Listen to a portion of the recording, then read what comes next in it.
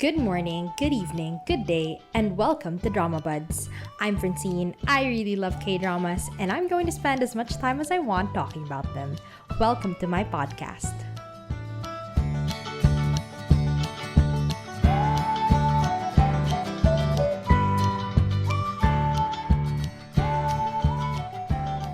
So, hello everyone.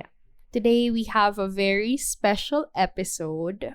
Needless to say, this year has been kind of terrible. I think most people can agree with that.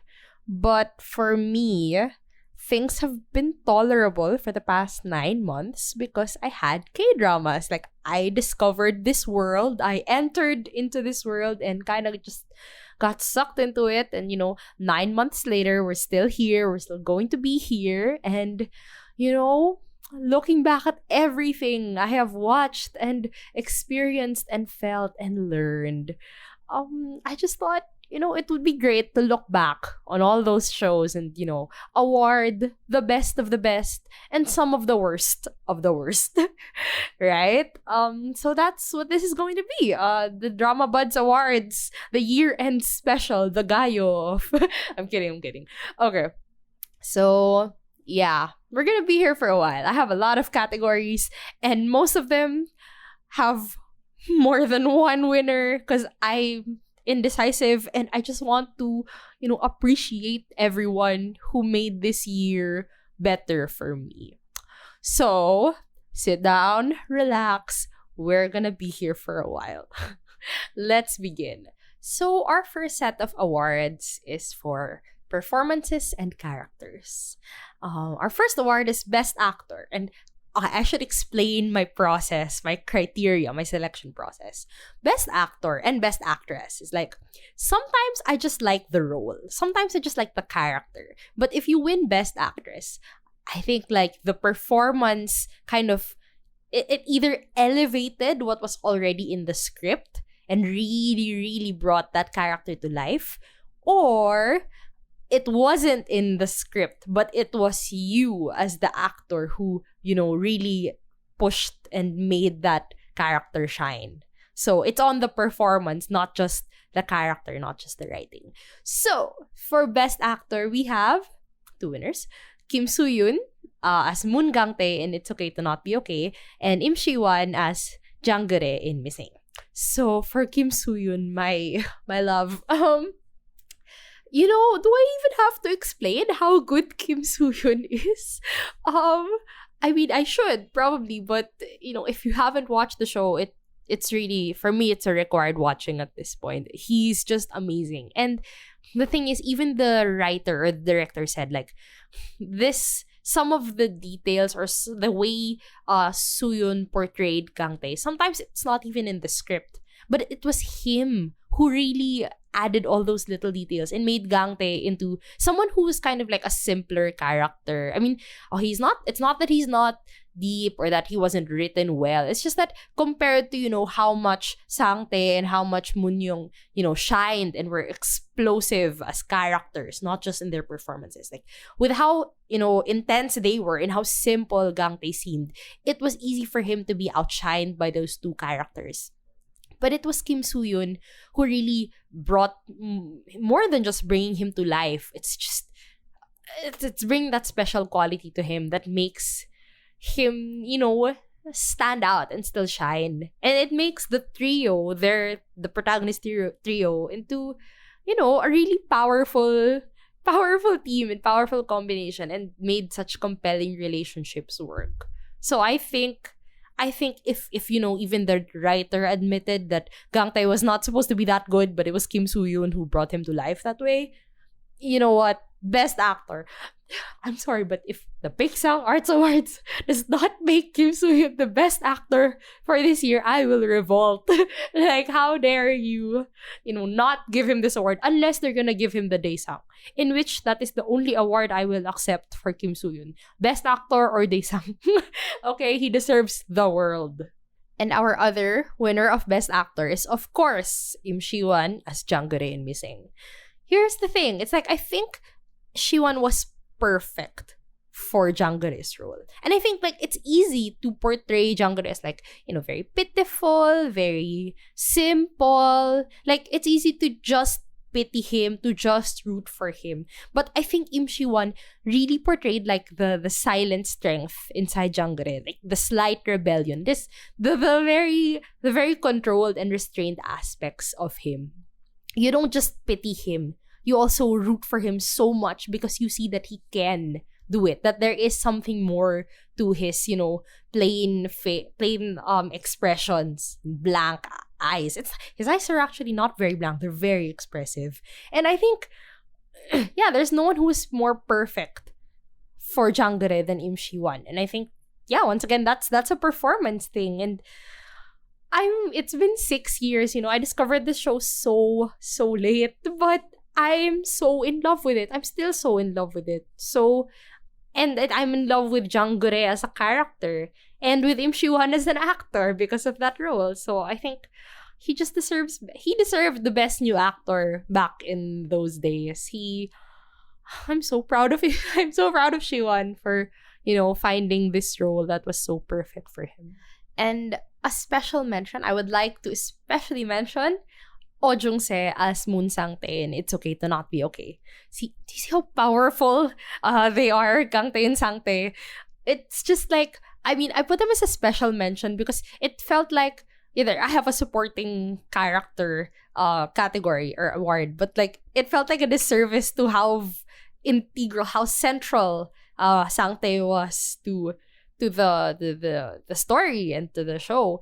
And I just Oh Jung-se, like to be able to portray a character with, special needs and do it so well, but not to exaggerate it, not to make it seem like a caricature of the traits that you expect. He just brought Sang-tae to life. And it's not just the great writing that made Sang-tae such a compelling and heartwarming character. It's also Oh Jung-se's portrayal of him. And I just, he's not the male lead, I would say, of the show, but he is definitely not just a supporting character. So he gets a special mention on the best actor role. All right. Best actress. Same explanation as best actor. Okay. Best actress nominees or winners. Winners in my book. I actually struggled with this one. I couldn't immediately come up with winners for this one, but I gotta say, IU as Lee Ji-an in My Mister, and So Yoo-jin as Yoon So-jong in Dr. Romantic, and Oh Hae-young in Another Miss O. First IU as Lee Ji-an. Just it's the fact that I did not expect that she could be this good in a role. It's the fact that this is so far away from her history, her filmography, everything she's done before, her image as a human, as an idol, as an actress. But she stepped out of her comfort zone for this role and delivered it so well. It's like I mentioned in my Mr. episode, it's like she was also perfectly casted for it. How frail she seems, but how strong she actually is. And I just love that. Like, I think IU was perfect. She did so well as Lee Ji-an. And that's all I gotta say. Listen to the My Mister episode. I've discussed that in detail. Okay, our next winner is So Yoon-jin as, her roles in Dr. Romantic and Another Miss O. Here's the thing. Dr. Romantic episode is coming soon. I'll talk about this more. But the moment I first met her in Dr. Romantic, and the moment she showed up, the moment she started acting, she just seemed so natural. She was so good. Like, I loved her so much. Even when I didn't finish the first season at first. The story will come soon, promise. But the thing is, she's just such a natural actress. She's so charming. She's so naturally charming. And she has great chemistry with her male leads. Even if... we'll talk about that later, but even if I didn't like Kang Dong-ju, I kept watching Dr. Romantic because I loved her. Not just her character, but also her. Just how she's so quirky, But really, she's just a natural actress. And in Another Miss O, Oh, this is where I discovered her amazing talent in crying. The girl can cry 1,000 ways. She's so good at it. And she's for me the next queen of rom-coms after Gong Yoo-jin. Like, I think she can pull off any rom-com. And it's like her acting is like, it's either you like it or you don't. Similar to Gong Yoo-jin. If you like the way she acts, she's going to act the exact same way in most of her shows. So if you don't like it, just don't. But if you do like it, you'll love her as a rom-com queen. And I love So Yoon-jin. Yeah. No matter how, questionable some of her roles are, I will watch most of her shows. I will always look forward to her shows. Now, moving on. So at first, I just only had Best Actor and Best Actress. And then I realized sometimes there are characters where I just really love the character. But the portrayal was like, it's okay. It delivered the character perfectly fine. But it wasn't like it elevated. The performance elevated the character. So it's more like you just portrayed the character perfectly. But you did not exceed my expectations or anything for it. So I made a separate award for Best Male Protagonist and Best Female Protagonist. So to start with the Best Male Protagonist, we have a lot. Okay, first we have Lee Sun-kyun as Park Dong-hoon in My Mister. I mean, I just have to describe the character now. Park Dong-hoon is the fear. It's like, what if we live our lives being perfectly fine, being perfectly okay and upright and decent, and yet we're still not happy, and yet bad things can still happen to us. It's just grappling. He tackles that painful, terrifying existential question, and does it, in a way that kind of it's like, I still want to be a better person despite everything that happens to him, because when you're a good person like Park Dong-hoon, even if bad things happen to you, people will want good things to happen to you. Like, I want a protagonist that I will always root for, because I believe that maybe their, kindness will triumph all the terrible things in their life. I just want to root for him so much. I just want him to be happy. And I love Park Dong-hoon so much. And I also love Lee Sun-kyun. There. Next, Best Male Protagonist is Cho Sung-woo as Gu Sung-yo in Life. So, okay, first of all, Cho Sung-woo was supposed to be Best Actor. Right? I was supposed to bump him up to Best Actor. But then I realized, I'm watching Stranger right now. I realized Gu Sung-yo is kind of an okay... It's not that difficult to portray compared to Wang Shimok in Stranger. And so, if I had finished Stranger by now, I would have added him to Best Actor as Wang Shimok. But I still loved him as Mr. Gu. I love Mr. Gu. I love how sometimes you think he is a terrible, filthy capitalist. And sometimes you just see how human he is and how he's still trying to do the right thing sometimes. It's just... once again, I've talked about in the whole life episode, but he is the middleman, the one who's caught in the middle, and he deals with crap from everyone. And I just love how he navigates all of that and still is sympathetic. He's not entirely a villain, right? And even if he's kind of working with the obvious big bads here, you still see him as a decent person trying to do a decent job there. Whatever. I talked pretty much half of my live podcast was about Mr. Gu, so just listen to that. But I love Mr. Gu so much. Next, Best Male Protagonist is Jo Jung-suk as Lee Ik-jun in Hospital Playlist. Of course, how could I not talk about Ik-jun? The best in this cast. The best dad, the best friend, the best singer. My love for Ik-jun started it all. I ended up here because I loved Lee Ik-jun so much. And, of course, I just love how he's so effortlessly charming. And how he's good at everything. And he's kind to everyone. And he's funny. And he's sweet. And you're not annoyed that he is all of these things.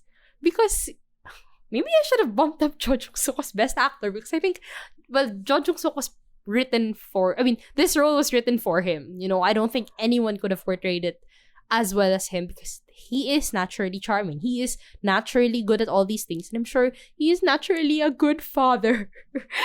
But, you know, that's my love for Jo Jung-suk seeping into my love for Lee Ik-jun. Or the other way around. One of those. And our last winner for Best Male Protagonist is Joo Ji-hoon as Yoon Hee-jae in Hyena.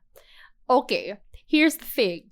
He could have easily been like an arrogant, slimy lawyer with no heart who is, you know, he's just competitive and you know, manipulative and all that.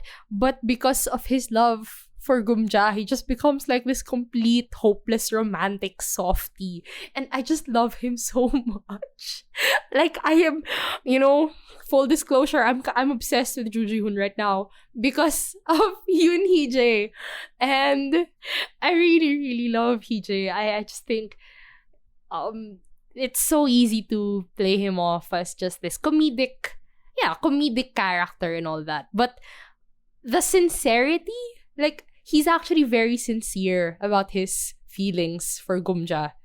And I love that. I love how it's not played off as a joke. It's like, no, I really fell in love with you. I love you all as everything that you are. I love that about him. Like, I'll shut up. I just really love Joo Ji-hoon also. It's his fault. Both of them, they're just Yoon Hee-jae and Joo Ji-hoon. I just love them both. Oh, this is terrible. Okay. Moving on to Best Female Protagonist, we have, of course, my girl, Park Eun-bin as Chae Sung-ah in Do You Like Brahms? I mean, you know, the show that started this entire podcast. Chae Sung-ah is meek. She's an introvert. She is not good at what she does. She's not a strong, independent woman, but she is a strong person. You know, she's not overly, I mean, she is very kind, but she's not a complete, yeah, you know, she is kind of a doormat also. But she has inner strength. She knows her boundaries. She knows her limits. And she's introspective enough to know when to quit, to know when to give up, to know when to fight for something. And I love that about her. I love Chae Sung-ah. Really just one of those one of the best protagonists. My favorite female protagonist, actually. What am I saying? Yeah, she is. Next best female protagonist is Kim Hee-ae as Ji Sun-woo in The World of the Married. I mean, you know, that's the full spectrum of the female characters I love. Someone like Chae Sung-ah, very meek and soft but strong inside. To, you know, Ji Sun-woo, very strong. Externally, internally, fierce.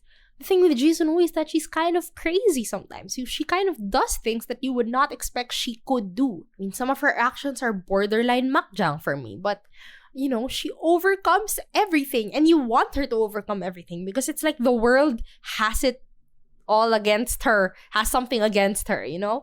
And I don't know, sometimes you do want to see a strong, independent woman. And speaking of strong, independent women, our next best female protagonist is Kim Ye-soo as Jung Gum-ja in Hyena.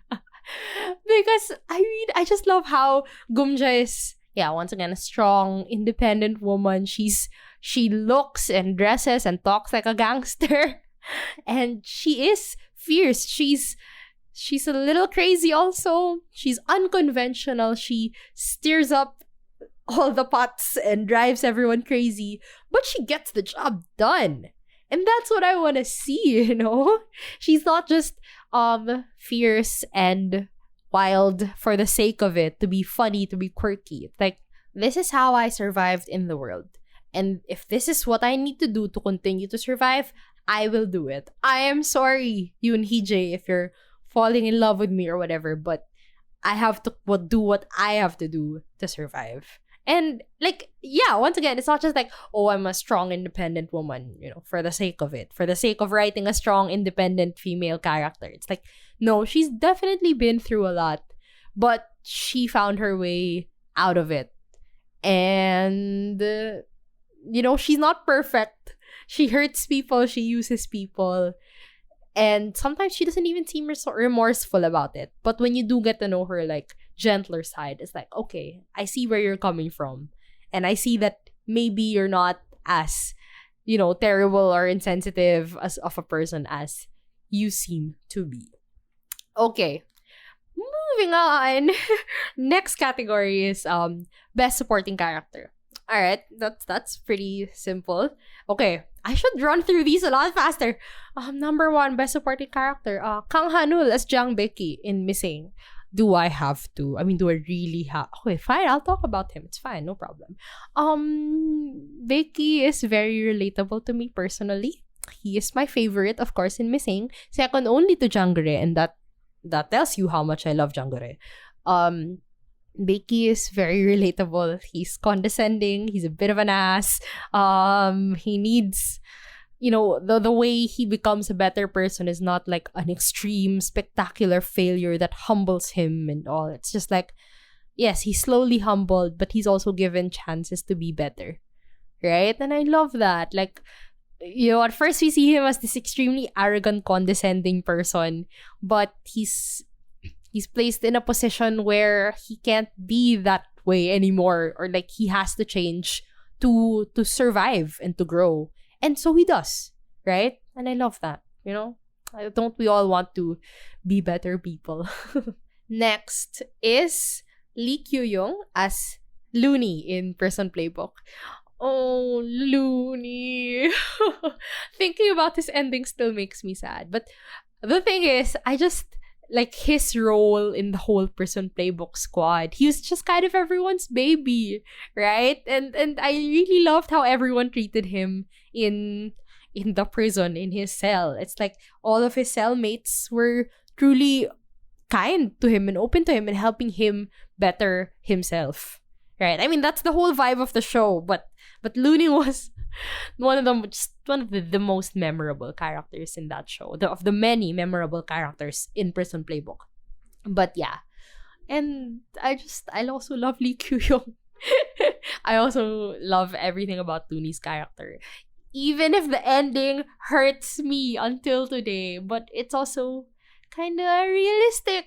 Yeah, that sometimes the rehabilitation, sometimes the story, the treatment does not end here. So not everyone can get like a happy ending. Oh well. Next, best supporting character is Kim Kang-hoon as Kang Pil-gu in When the Camellia Blooms. Okay, here's why. He's my favorite child character in all the shows I've watched.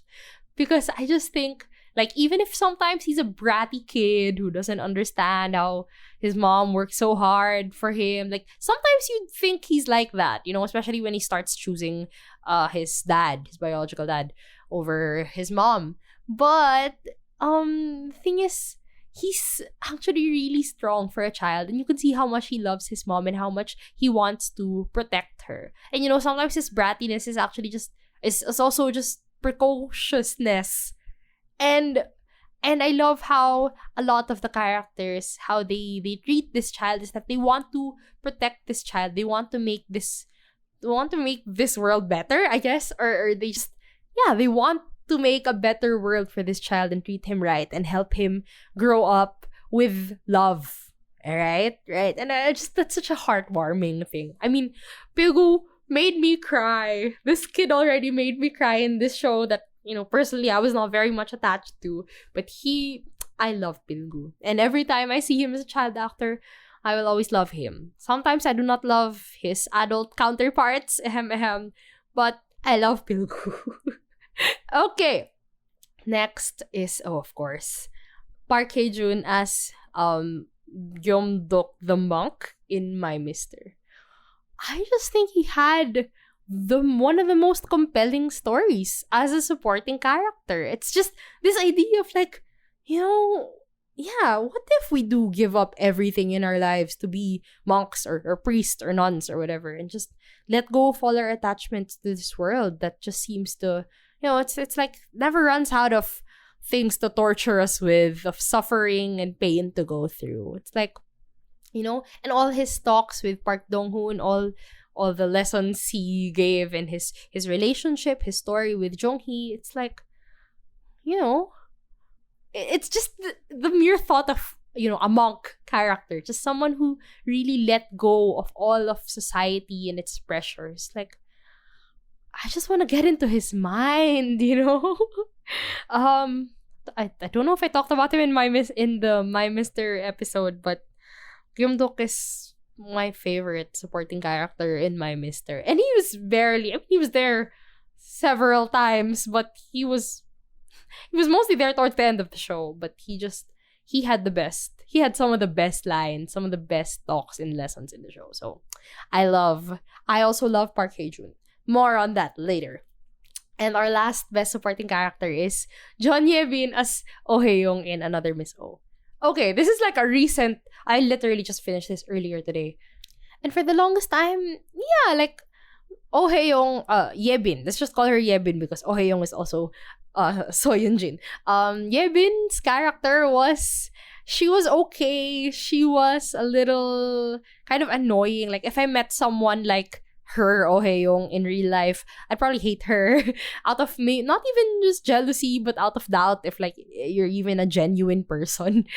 But I think she had like a really painful story as well in the show, and her development was also great. It's kind of like, you know, piece by piece you were starting to understand her as a person, because at first you assume she's just, you know, a fickle person who left what's his name Dokyung at the altar or whatever. And then slowly you realize why she left, and, you know, how her life isn't perfect. She's not actually perfect, and that, you know, the things that the other Oh Hae-young was envious of that she had, you know, pretty Oh Hae-young was also envious of things that other Oh Hae-young had. So I love that idea, and I think, I don't know, I liked Oh Hae-young, okay? The thing with like pretty much all the characters in that show is that they're very flawed, but there's a little bit in them that you kind of understand as a person, and that's what helps you empathize with them despite their flawed attitudes and behaviors. And Oh Hae-young definitely benefits from that, from the fact that I am a girl who knows many girls who are like her, and, you know, sometimes you wonder, like, maybe they're not as awful as I think they are. Or maybe they are. Maybe they're even worse. Who knows? But it's just the thought of everyone goes through different struggles. You see different parts of it, or maybe you don't see it at all. So I love that about her. Next award is for Best Villain. We have a lot of winners here. Okay, first up is Kim Yong-min as Do Jun-young in My Mister. Talked about him in the episode, but this slimy little man, this little weasel, once again, I think he's just perfect for the role. And he's not like a crazy, evil villain guy. He's just an arrogant, ambitious prick, right? And I think that's perfect for the mood of the show. And Kim Yong-min did a great job in it, and he was perfectly casted. So I love to hate Do Jun-young. That is my my criterion for picking best villains. People you love to hate. Next is Kim Ji-hoon as Baek Hee-sung in Flower of Evil. He's crazy. I love him. I love the twist. You know, I love how he woke up, even if maybe logically that doesn't make sense, but whatever. He woke up. I love the slow reveal of how he was actually the killer and how everything developed. Yeah. Just love Baek Hee-sung. He's a fun... this is the type of show where you need a super villain, you know? And he did it really, really well. Next, I loved Lee Dong-wook as So Moon-jo in Strangers from Hell. Once again, another creepy, crazy villain. It's like, you know, Lee Dong-wook as, you know, a typical male lead. It was like, okay, he's fine. Of course, he's so handsome. I mean, he's crazy handsome, but as an actor, I wasn't super impressed by him. And then when I saw him here as Song Moon-jo, damn, Lee Dong-wook does have a crazy face, and he portrays that what kind of psycho character really well. I was surprised, and yeah, everyone in that show did really, really damn well. So Yes, Lee Dong-wook as Seonjo in Strangers from Hell. Next, these two come in a pair, of course. Han So-hee as Yo Da-kyung and Park Hae-jun as Lee Tae-oh in The World of the Married. I mean, you love to hate these two. These two definitely are the best villains of this year. And the thing is, okay, with Da-kyung, it's like, God, I hate her so much. She's a terrible person, what a homewrecker, and all the things. But she also portrayed a side of Da-kyung that was kind of, you kind of sympathize with her at some point. It's like, Da-kyung, I just want to hate you. Why are you being a decent human being? And meanwhile, Lee Tae-oh was terrible at the start and until the end. No. I mean, until like the second half of the show, he was just the worst. It's like, why can't you just get your life together? Why can't you just be a decent human being? Why can't you just be content with what you have? Why do you still want to mess everything up? And then towards the end, you also pity him because he really has nothing. But even by having nothing, he still manages to ruin some part of Ji Sun-woo's life. And so, I just love to hate him. And every time I see Park Hae-jun, I think, oh, it's Tae-oh again. He's here. Even when he was a monk in My Mister, my first reaction was, oh my God, Tae-oh's a monk. But, Da-kyung and Tae-oh, best villains of this year. And lastly, special mention, this is my sister's idea. Okay, not my idea. Best villain of this year is Nam Joo-hyuk as Nam Do-sun in Startup.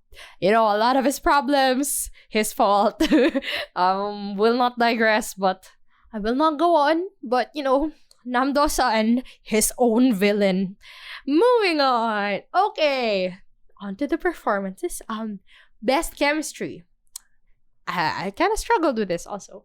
So, first couple, Kim Soo-yoon and So Ye-ji in It's Okay to Not Be Okay. I mean, the Yoonjis, they're out there. I see you. And, I mean, I don't know. How do you even define best chemistry? How do you define chemistry even? But just seeing these two on screen and, like, how natural they interacted with each other from the regular conversations before they became a romantic thing to their actual interactions when they became a romantic couple.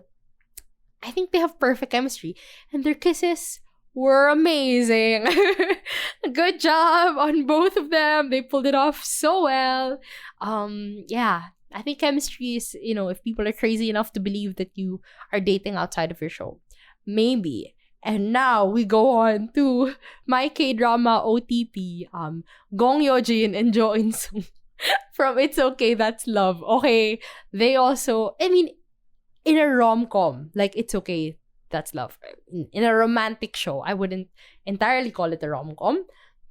But in a show like this, you need to have chemistry because there are so many like skinship moments, kiss moments, flirting moments. And so if you don't have chemistry with each other, if you don't make me believe that you two could be a real couple, then this show will not work. It's just gonna be awkward, I think that's something about it. It's like the naturalness, the natural feeling of your romantic interactions. There. That's what chemistry is. And Yeojin Song, they've mastered that. I love them so much. And I think that's why this is one of my top shows because their chemistry really powered through, everything about this show. Everything I maybe did not or would not have liked, I was able to tolerate because I just love them so much as a couple. As an on-screen couple, not off-screen. Maybe. Maybe. And lastly, we have IU and Lee Joon-gi in Scarlet Heart. Wang So and Hae-soo, okay? Look, coming from someone who loves Kang Han-ol, you'd think I would want Hae-soo to end up with Wang Wook. Wrong. No. Wang So only in this household. Because even when they were still bantering and whatever, when Hae-soo was still a happy person and Wang So was, still an outcast. I mean, he'll always be an outcast, but when he was extremely an outcast, I just loved how light and easy their interactions were compared to like Jesus' interactions with everyone else, even after, all the trauma in her life. And they had a very problematic um it was very problematic, the start of the relationship and everything. But because they had chemistry, you kind of let it slide. Kinda. Yeah. But Ayun Jungi, I will not. Whatever. Let me be. Okay. Next award. Best Squad. Do I even have to say hospital playlist? The Lacking Five. Okay. Look, their friendship, their wholesome relationship, it's what started everything for me. And so I will always love the Hospital Playlist Squad. I refer to them as my friends. When I watch them, sometimes when I miss Hospital Playlist, I say, I miss my friends. Not the literal ones, the Hospital Playlist ones. They're my friends too. And they're my quarantine friends. So I met them at the start of quarantine and we've been together for many months. They are my friends. Okay. Next squad. Similar to the Hosplay Squad. The Prison Playbook Squad. It's like, it's a show set in prison. Even if it's a Shin PD show and the writer was different and there were some darker themes and darker scenes, it's the squad. It's the cellmates that made me love the show. I really love how they at first did not trust each other, or when newcomers came in, like they didn't trust each other, but slowly they did. They began to trust each other, and then they started looking out for each other, And I love that. Like in such a dark place, like you need people who will look out for you and will make you feel like my life is not over, there is still a future out there. And I love how they all help each other kind of achieve that future, get to that point. So yes, the Prison Playbook Squad. And lastly, another best squad for me is the Hot Stove League Squad. And by squad, I mean the Dreams, the entire team. It's not it's not 5 people or whatever. It's like the entire cast that is in the Dreams. Once again, I describe this as a sports anime in K-drama form. And it's just, I love how slowly we built up, like we added more players to the show. We added more managers and gave them all their storylines and everything. And how we, us, the audience, Baek Song-soo, Lee Se-young, Han Jae-hee, we built the team together. And we saw it win and fly and soar. And I love the feeling that the Hot Stove League people gives me there. Okay. All right. So, our next set of awards is for the more technical aspects of K-dramas. Let us begin with the best director. Just one, actually. Though I would love to award Shin PUD with this. Nah, I mean, everyone praises him, but his shows have a very similar feel. I would like to award this to Kim Won-suk, the director of Missing, My Mister, and the 2 shows that I'm watching right now, Signal and Arthdal Chronicles. These are all very different shows. They have similar vibes sometimes, but I mean, because they're thematically so different, all of them, you can't really say that he has the exact same style or that he's doing the same things every single time. But what is common about them is that they're all good. They're all great. I mean, Missing and My Mister, he nailed the mood. He's an expert at nailing the mood, I think. In all aspects. In not just directing the actors, but I think in also deciding editing and music and all of that. You will see later in the other awards how his influence, I think what his influence does, it really elevates the entire show. And, so far, I mean, Missing, I love Missing. My Mister, I love My Mister. I'm watching Signal and Arthdal Chronicles right now. Signal, kind of amazing also. I'm only in episode 4. And Arthdal Chronicles, I mean, for a show that's so out of my comfort zone personally, I kind of am very much engaged. For something that's a prehistoric fantasy world setting. Like, I thought I would be weirded out by this, but no, I think there are some really artfully done things in this show. So yeah, Kim Won-suk, I'm I'm amazed. I'm really amazed at how much I like all his works so far of all the ones I've watched. So there, that's our best director. Next, best screenplay. Alright. I've always had a difficult time differentiating best screenplay to best drama. It's like, isn't the screenplay the drama? Why would it not be the same award? But I have learned a little bit.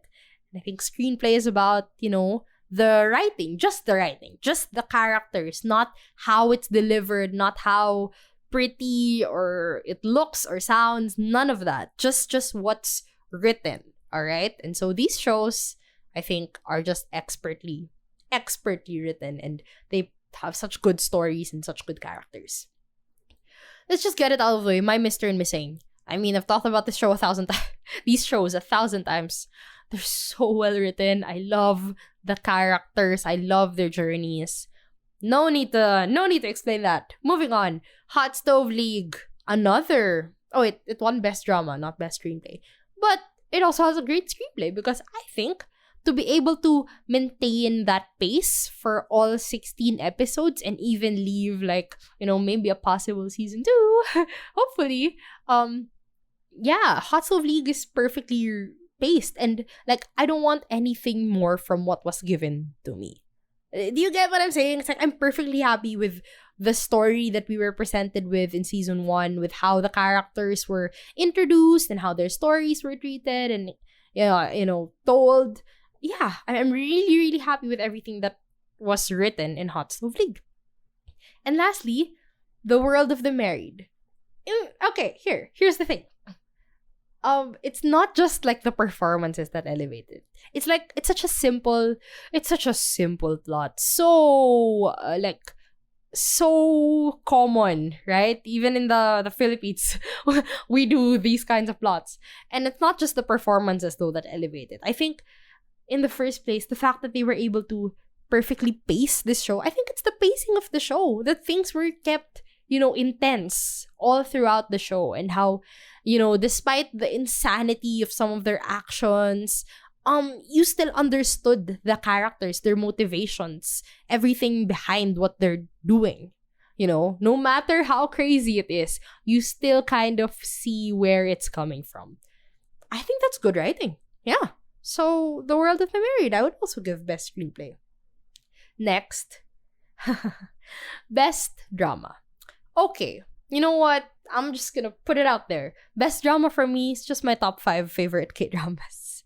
So, in order, my 5th of this year is It's Okay, That's Love. Need I say more? Need I say more? It's the chemistry, it's the light and easy feeling that's, has such a stark contrast to the sad parts towards the end. This show's really touched my heart. Okay? So yeah, It's Okay, That's Love. Number 4, Do You Like Brahms? Once again, need I say more? It's just taught me so much. And it's this is a show that in other people's standards would be very boring. The leads would be too meek, too weak for others. But for me, it shows me quiet strength. It shows me, pursuing your dreams or not pursuing your dreams, and all of that. It's taught me a lot. And I think there are so many shows nowadays, like romance-focused shows, dreams, youth-focused shows, that I think every time they try to present something as a lesson or a learning, I compare it to how Brahms presented it. And I think Brahms just did it so much better. And then in a way that makes more sense and is more mature and not just idealistic. Yeah. I think Brahms is it takes a very mature late 20s kind of mindset in how it tackles certain things. Next, number 3 is My Mister. Need I say more? Need I say more about how much I love my mister? Really? I mean, ugh. Next. Okay, top 2. I have to put it out there. My number 2 is Hospital Playlist. And my number 1 is Missing. These 2 shows, even if like some shows I fall in love with him and everything, it's like these 2 I think will always stay at the top. Because they changed. They changed me. They changed everything for me. Like, Hospital Playlist was the start. If I didn't fall in love with Hospital Playlist, I would not be here. I would not be watching K-dramas. Okay? So, yeah, Hospital Playlist is very special to me. Even if sometimes I think, man, I love my mister more. It's just a moment. But in the end, I will always come back to Hospital Playlist. Because it gives me happiness. Because Missing and my mister only give me sadness. But the good kind of sadness. Okay. And of course, my number 1 is Missing. I don't know. This show left me in a daze for like 2 days. And I couldn't even stay in that daze because I had classes the day after. But it's just, it gives me hope, but also kills my hope at the same time. And then there are just so many aspects about it that will come up in the next awards probably. But, it just keeps coming back to me. And Missing, even like random shows, random moments, videos, it always just like pops up as a reference, or the characters or the music comes back. And it's just like, Missing, leave me alone. It's okay. You're my favorite K-drama. Yeah. It's just so special to me. And I think it's just the best. It's the best for me. I don't really think anything will come close to it for a very, very long time. Okay. All right. Next. Now that we've gotten like the big awards out of the way, let's just go through the smaller technical details. So, best OST. Okay, best OST for me. It's kind of like 2 kinds of OSTs. So some OSTs just have like really good individual songs. And so there's so many songs individually are just great. Like I would listen to them nonstop, for days and stuff. And then the other kind of OST is more like it just fits the mood of the show more. There are less songs maybe, and perhaps some of them aren't super memorable, but the background music and the songs themselves, what I'm saying is they're less like chart toppers, hit songs, but more like in the moment, these are so perfect. And so, of the first kind, the individual songs or jams, of course, Hospital Playlist, Need I Say More? I've been listening to this album for months, and I will not stop until the next season's album comes out. Yes. Next best OST, Scarlet Heart. Oh my goodness. For me, this is actually one of the best OSTs of all time in terms of like iconic songs. It's just Sagok era visuals, but a lot of pop songs, a lot of rap, girl group songs, and all that. But yeah, I mean, sometimes randomly you will hear me singing a Scarlet Heart OST song, and I will not be sorry. It's probably Say Yes or I Love You, I Remember You or something. I don't know. One of those. But individually, the songs are just so good. And lastly, Do You Like Brahms? It's just a collection of some like classic OST singers. Like, and the good ones, not just like the famous right now or like idols. It's not about just like the new kind of star power. It's the classic star power. It's, the Taeyeon, the Chen, the Gummy, the G.O.D. But, yeah. Do You Like Brahms? Very classic OST kings and queens and groups. Okay. And then the second kind of OST, the atmospheric ambient music that fits the mood more and is less about like individual songs. First, One Spring Night. I rarely talk about this show. I used to really love it when I first watched it because this OST is so good. I mean, you hear the songs over and over again because there are only like 4 songs that have lyrics in it, but they're all so good, and I haven't gotten sick of them. So yeah. Next, the next 2, Can you guess what they are? It's Missing and My Mister. When will I shut up about these shows? Never, sadly. But yeah, I mean, last night I was just listening to like not even the songs with singing, okay? Even just the background music, ambient music songs. And I could tell, like I can remember when these were played usually, like what kind of scenes or who the characters were and how I felt. It's like it really, for me, the music of Missing and My Mister, it's kind of proof that, you know, music is food for the soul. Like when I listen to it, I know exactly how it's like tugging at my heartstrings and all that. I don't know how to explain it, but I think it comes with like the feelings that I attach to the shows themselves and how like the music plays a part in that and help in inducing those feelings, and therefore like, you know, it's kind of like conditioning. Whenever I hear this song, I just feel sad. So every time I hear, you know, Tomorrow from Missing or Grown Ups from My Mister, I just feel sad. Sometimes even when I hear the background music, like Comfort from Missing, or is that To My Family or something like that? My Family in My Mister, I just feel really sad and really soft. Sometimes I feel like, you know, music is a warm hug when you need it the most. You know, things like that. But yeah, those two are also my favorite OSTs of all time. Okay, next award is for Best Song. And so these are individual OST songs that aren't part of the Best OST winners. Okay? So let's get it out of the way. The only two good things, four good things about Startup are Harmony, Ji-pyong, Running by Gaho, and Future by Red Velvet. So Running and Future are just two of my favorite OST songs. And it's like, why are you in the show that I hate the most? How could you do this to me, Running and Future? And yeah, I love the songs. I will listen to them all the time. Not even kidding. Next, Eric Nam's Bravo My Life in Prison Playbook.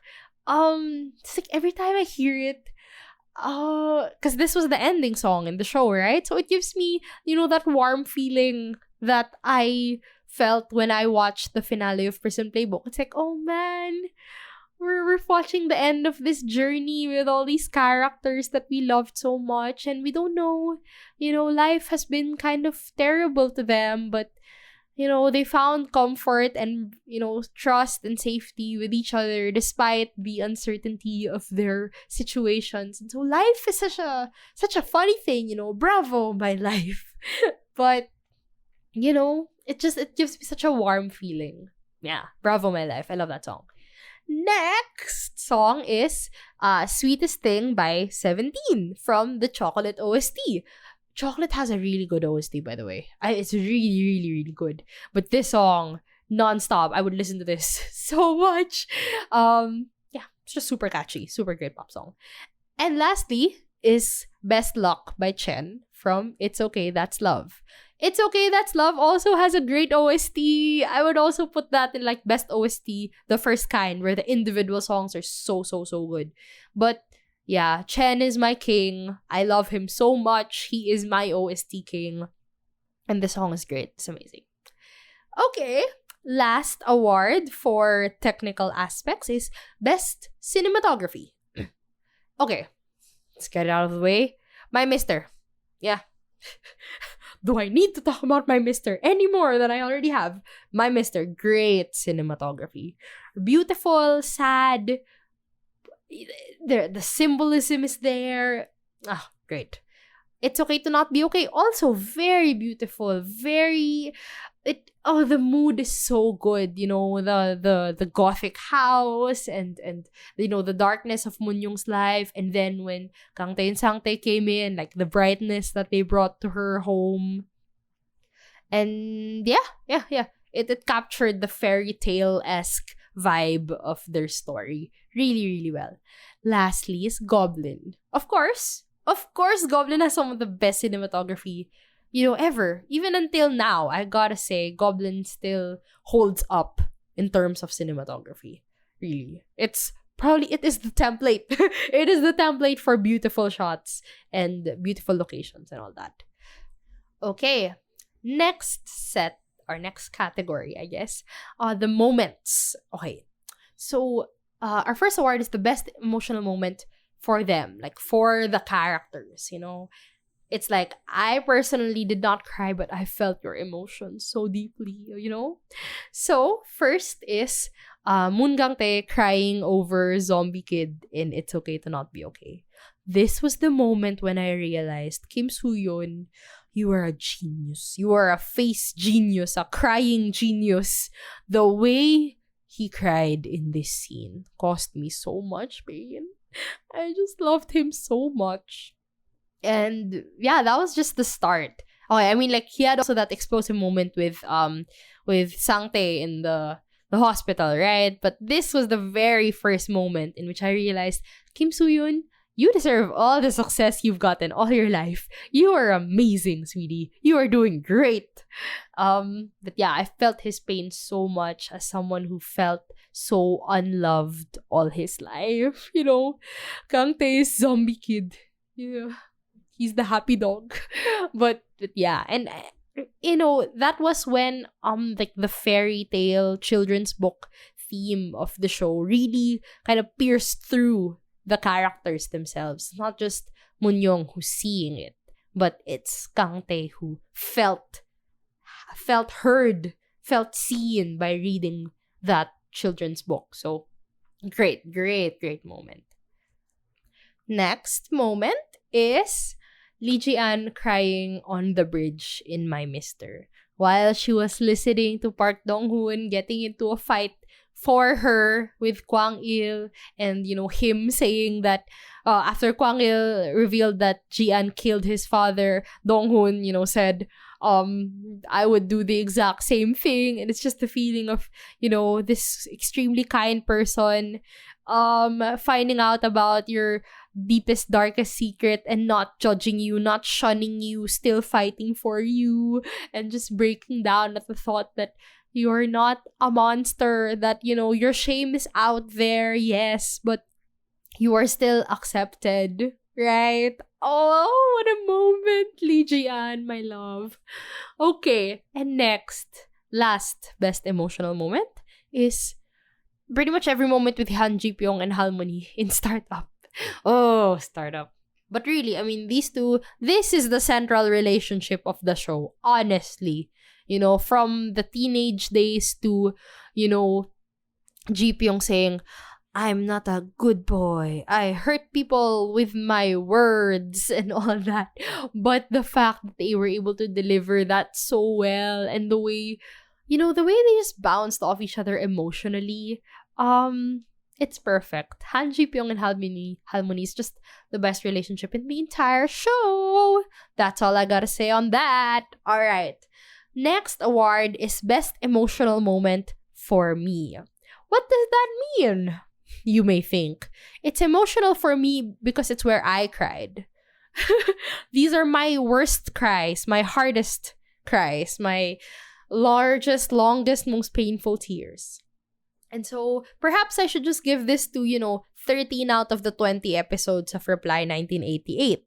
But I will choose the most memorable moment for me. I mean, I cried about a lot of things. Many, many things. Once again, 13 out of 20 episodes. But the one that I still remember perfectly well is the one of the first few episodes where Jungwon's family went out for dinner in a restaurant and took a picture together. And so, and like while they were taking the picture, you thought it was just his dad who was smiling because, you know, everyone else didn't seem like they were in the mood for this.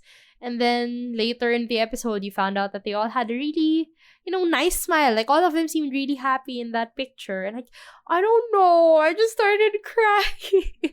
I cry a lot when it's related to family issues. But yeah, because I don't know, I thought of like, oh, I miss going out with my family, eating in restaurants. That's it.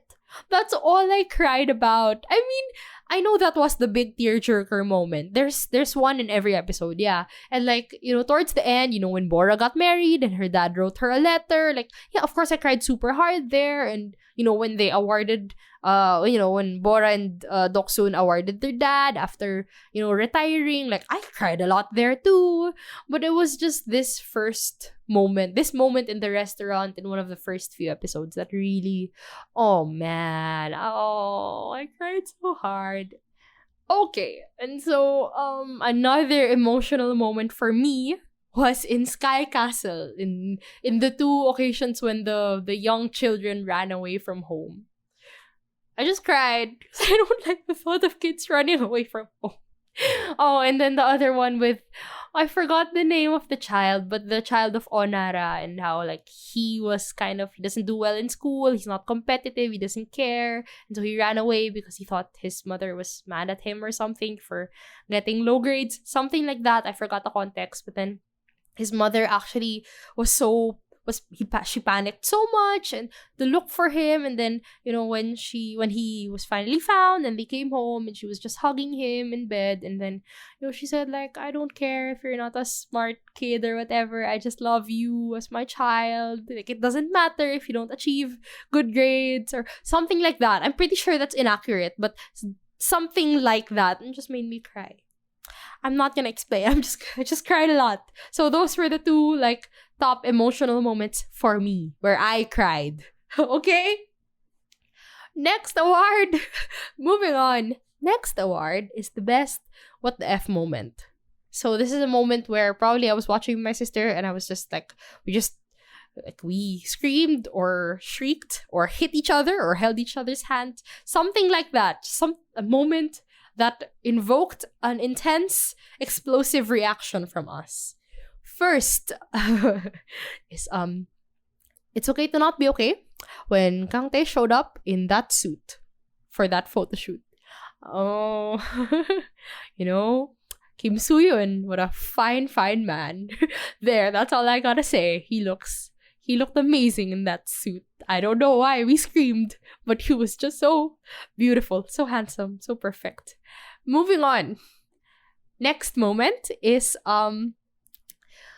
Gu and Lee Noel in life. So, Lee Noel was in her car and she looked sad or something, right? And then, Mr. Gu passed by in his car. And then, I thought like, okay, she's parked, right? She's parked there, right?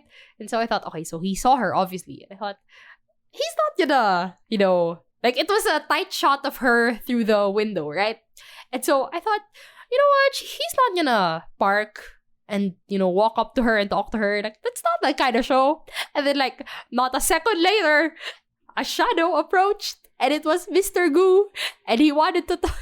And he knocked on Lee Noel's window. And I just yelled. It was just me yelling because my sister already knew what was going to happen, but I did not expect. I literally just said, it's not that kind of show.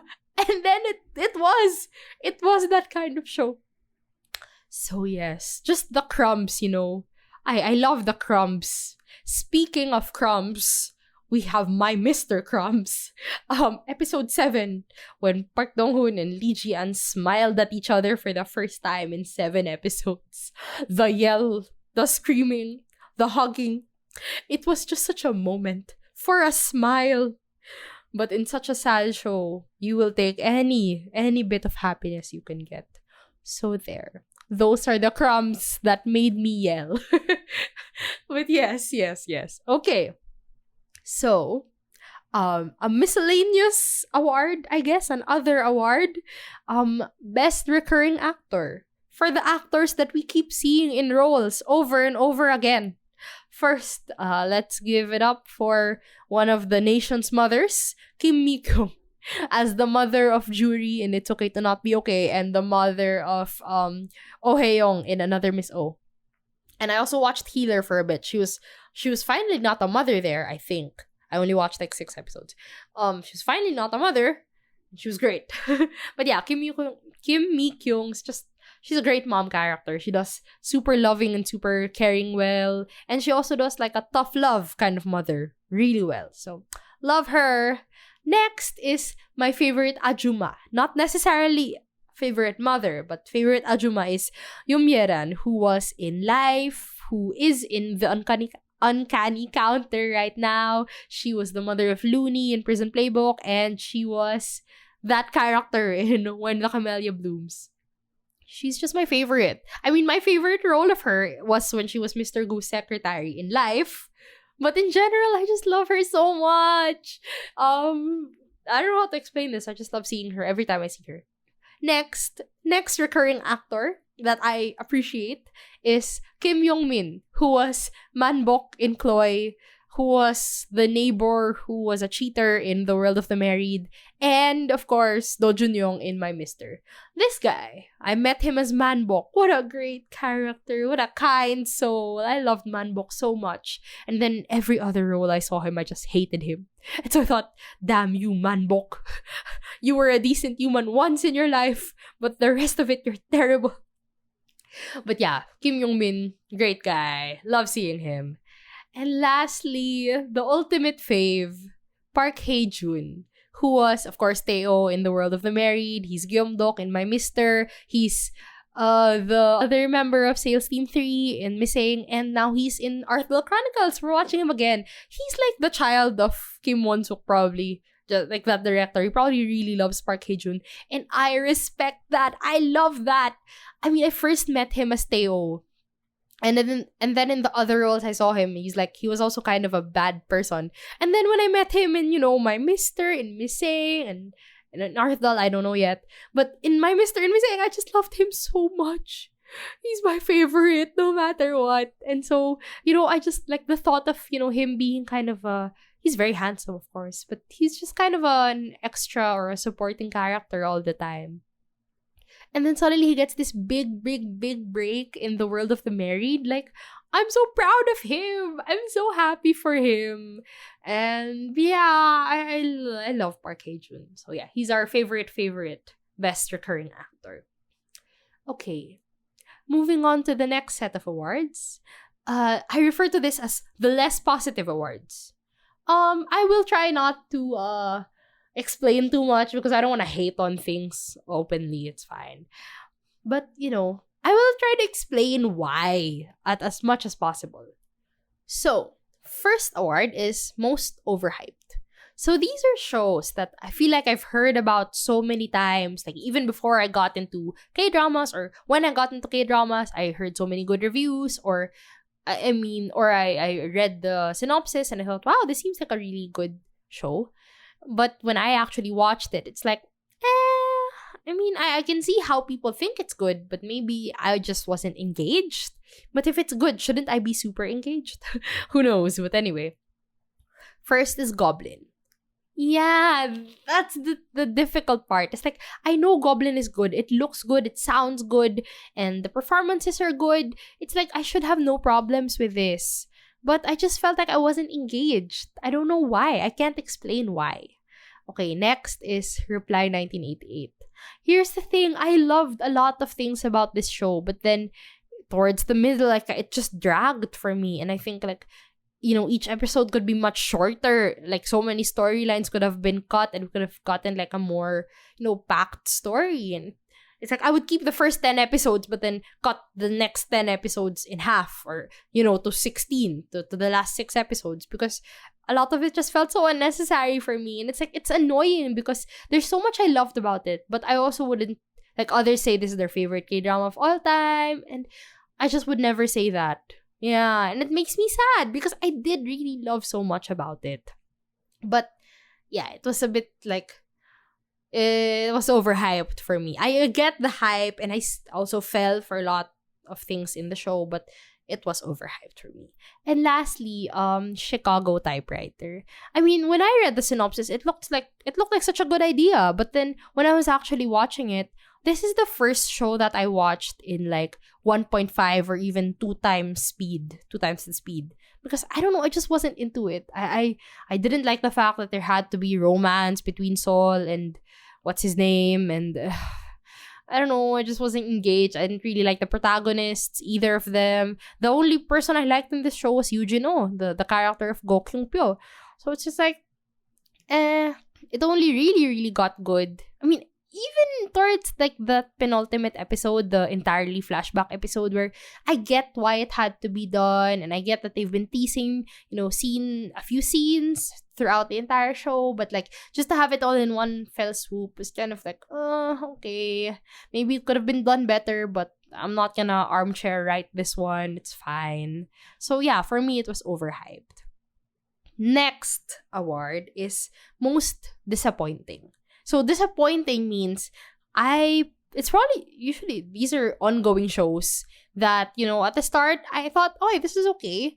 But then maybe towards the middle or at the very end, it just dropped the ball. It didn't stick the landing, So first is Tale of the Gumiho.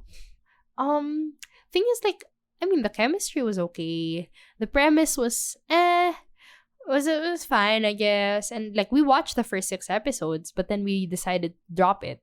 And then, when we found out the ending, it apparently was pretty underwhelming. So, okay. I mean, I wanted it to be super good, but it didn't get to that point. Next show is Flower of Evil. So, my journey with this show is and then it became like, and then it became good. Like, it really picked up towards the middle of the show. It was really intense, and the twists and turns were good, despite some of the logical leaps and all that. And then the ending was an amnesia episode, and I hated it. I hate amnesia. It's the worst trope. If any show has amnesia, I'd probably just drop it. I would not watch anything with amnesia. I'm sorry. I don't know why. It just, like, I cannot believe we're still doing this trope in 2020. And they did. And they really stuck to it. I thought, like, maybe he's just pretending to have amnesia because he wants to start over with his life. But no, he genuinely had amnesia.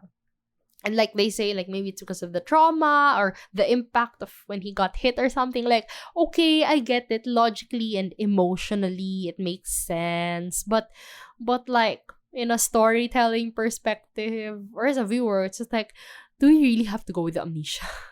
Really, though? But whatever, yeah. That's a show that did not stick the landing. And lastly, the greatest disappointment of this year is Startup. And if you want to know why, just listen to the 2-hour podcast. It's fine. I don't want to talk about Startup anymore. Okay, next award is for the fastest drops, which means like we started it while it was ongoing, and then we realized, and then it usually didn't even last until like the 6 episode test. Like, usually it's the 2, or okay, it passed the 2 episode test, but then we realized towards episode 3 and 4, it's like, I'd rather not waste my time with this. So first is True Beauty. We watched the first episode, and then in the middle of the second episode, I thought, I don't want to go through this. It's like, my sister is watching it right now, and she says, when you accept that it's not that good, you'll realize it's not that bad. And I thought, like, do I really want to spend my time watching a show knowing that it's not that good just to say that it's not that bad? Like, I would rather watch something that I really like, that I really think is good, or that I really have hope for. But this, I don't really have any hope for it. Like, it's for, fans of the webtoon, or for younger audiences who are more into romantic comedy shows, like straight up comedy shows. And I don't know, high school students as characters are not compelling for me. Okay? Not for me. Next drop is Dodo Sol Sol Lala Sol. And I think, yeah, same case. In the second episode, we realized this is not going to be good. And we were right. And then it ended up with the most insane ending of them all this year. So that was a good call on our side. Next is Record of Youth. And once again, it just had this weird vibe. And then it turns out it was the vibe of Temperature of Love, which we also dropped almost immediately. So, yeah. And, based on the people who watched it and had hope for it, they also did not like it. So, yeah. Good decision on our part. And lastly, my most recent disappointment and fastest drop is Run On. It's not even actually a fastest drop. I gave it like even a longer chance. Like, First, we dropped it in the middle of the second episode, and then I finished the episode and I said, maybe it's tolerable. When I watched it in 1.5, times speed. And then when I tried watching episode 3 and 4, it's just like, okay, you know what? I can't do it. I can't watch it. Because it's a dialogue heavy show. But not in the way like Stranger, or not even Stranger. I don't know, but other types of like more serious dark shows are dialogue heavy.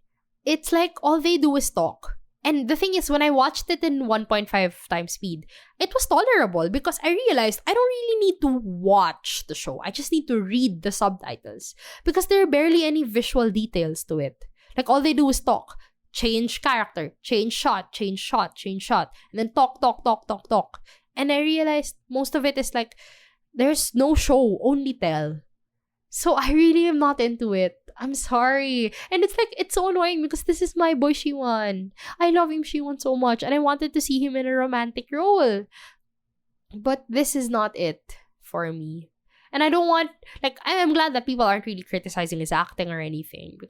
But I just don't think this is close to what he can really do. And I don't know, the character is still, like, other people get him already. I still don't. I also don't get the girl's character, Shin Se-kyung's character. It's just not for me. It's just not for me. So I dropped it. And, maybe others will enjoy the dialogues and the slow burn or whatever. But, just watch Brahms. It's better. Has good dialogue, has, good cinematography and visual details and all. It's perfectly fine. Better in many ways for me. Okay. Speaking of cinematography, worst cinematography goes to Scarlet Heart and It's Okay That's Love. Because they're by the same director. And so, the moment I saw the close-ups in It's Okay That's Love, I knew this is painfully familiar. And yeah, I mean, despite, in Scarlet Heart, like, it had a really nice, expensive set and all that, right? But why? The close-ups. The close-ups, my good sir. Why? Next award is Worst Chemistry. Gotta give it to Ha Ji-won and Yoon Kye-sang in Chocolate. They have no chemistry whatsoever. And then Kye-sang's character, he was like super, tsundere, cold and whatever. And then suddenly he was in love with her. And like, I get it. Like, they went through a lot of things. And so, like, when he fell in love with her, like, it was building up over all this time. But I just didn't feel it because they had no chemistry. Because, like, that happened similarly to another Miss O, where it's like, Park Do-kyung, that's his name. Eric Moon's character was, like, very cold towards her and mean, and he did something terrible to her ex-fiancé and all that. And then suddenly he loved her. And then I realized, what, after everything they've been through, after, like, how openly Oh Hae-young loved him, like, yeah, maybe falling in love with her makes sense. And it was saved by the fact that they had chemistry. But Ha Ji-won and Yoon Kye-sang, no chemistry whatsoever. So, his coldness vanishing made no sense to me. But whatever, dude. whatever, it's fine. Next. Last two. Worst female lead. I'm just talking about the characters, okay? Like, the character, the writing of the character, not the acting, okay? Okay. So, worst female lead, two of them. Ha Ji-won as Moon Cha-young in Chocolate. I don't know. I'm just not a fan of, like, the perky, bubbly, happy people. It's just not for me. Like, despite everything she's been through, she's still perky and bubbly and happy. It's not for me. Not my kind of character. I don't sympathize with her. I don't empathize with her. So, no. Next. Can you guess? One of the female leads I hate? Well, it's So Dal-mi in Startup. Okay. Do I have to explain this? We ranted about it for 2 hours, it's fine. Okay. Worst male leads. Yoo Yun-sok as Kang Dong-ju in Dr. Romantic. He's just so annoying. He's so arrogant. Like, what? In Filipino, it's like, anong pinagmamalaki mo? What are you so proud of? What have you achieved? Honestly, I never saw him as like some genius, amazing doctor. He kept messing up. He didn't know what he was doing. And I don't know why he was so arrogant about that. I just hated him. It's like, once again, at least, he had chemistry with So Yun Jin, with Yun So Jong, her character. So, he was saved by that. But in general, I hated his character there. And lastly, can you guess our other worst male lead of the year? Of course, it's Nam Do-san in Startup. The villain of this story is Nam Do-san. Yeah, I just hate him. Once again, there's a podcast. There are two of us ranting for 2 hours. Just go on ahead, because I will not. I refuse to talk about Nam Do-san once again. And that's it. That's that. Those are the awards. I should probably count how many awards. The most winners. Alright. So based on my count of the shows that I think I mentioned a lot, we have a tie for second place. 7 awards, winning 7 awards tonight. We have It's Okay to Not Be Okay and Missing. Amazing. Congratulations to these 2 shows. And our grand winner, our Daesang winner for tonight, with 13 awards. It's my mister. Of course it's my mister. I talked about it nonstop tonight. But yeah, those are my feelings for the shows I watched this year. Yeah, that's it. So, 2020, it was a mess. Yes. But maybe 2021 will be better. And if not, at least I'll have Kdramas next year. We have the most anticipated shows for next year. I don't actually know the timetable for any of these shows, but based on the cast, I'm just anticipating based on the cast. So, most anticipated, Jiri-san, which has Joo Ji-hoon, Jun Ji-yoon, Song Dong-il, and Oh Jung-se. I mean, my man Joo Ji-hoon and my queen, my other queen, Jun Ji-yoon. I'm so excited. Plus, Oh Jung-se, of course, Oh Jung-se. And of course, Song Dong-il. I'm very much excited for this cast. Plus, it's Kim Eun-hee, right? Kingdom writer. Yes, thank you. Next show I'm very much excited for, Sisyphus the Myth, with, of course, my man Cho Sung-woo. And Park Shin-ye, she's there. But Cho Sung-woo in an action role? What? And the trailer, if you have not watched the trailer, it looks so good. I am so excited and very much scared, but it's Cho Sung-woo. And Park Shin-ye, they choose good roles. They choose good projects. So I'm hoping and I'm expecting that it will be good, if not great. Next anticipated drama is Juvenile Judgment, which has Kim Ye-soo, my queen, Kim Ye-soo, Kim Woo-yeol, and Lee Sung-min, of course, Mr. O. Kim Ye-soo is my queen. Recently, I just love her so much. But yes, I'm very much excited for that. Next is Moving, I think. Moving, which has Jo In-sung and Han Yo-ju. I miss Jo In-sung so much. I only watched him in It's Okay, That's Love, and I love him so much there.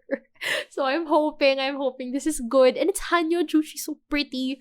Yes, very exciting. And lastly, Silent Sea, which has Gong Yoo and Bae Doona. I miss Gong Yoo. I did not love Goblin, but I love him. And Bae Doona, everything she touches turns to gold. So I am hoping this is also gold. There. That's the year-end recap. Everything. It's over. This year is finally over, and there's going to be more. Next year for Dramabuds, who knows? Maybe we'll do more than just reviews, recaps, and rants. Maybe I'll try another series of shows. Maybe 1x numbers for reviews, recaps, and rants, and 2x number will be for whatever new series I'll come up with. Who knows? Maybe I'll do more award shows like this. We'll see. But I hope 2021 treats us all better. And if not, oh man, I really hope it does. But if not, I hope K-dramas continue to bring some sort of joy in our lives. Because for me, it brings me so much joy and so much sadness and pain and anger. But, you know, sometimes we need to feel things. And that's what K-dramas, that's what they give me. Feelings. um, yeah.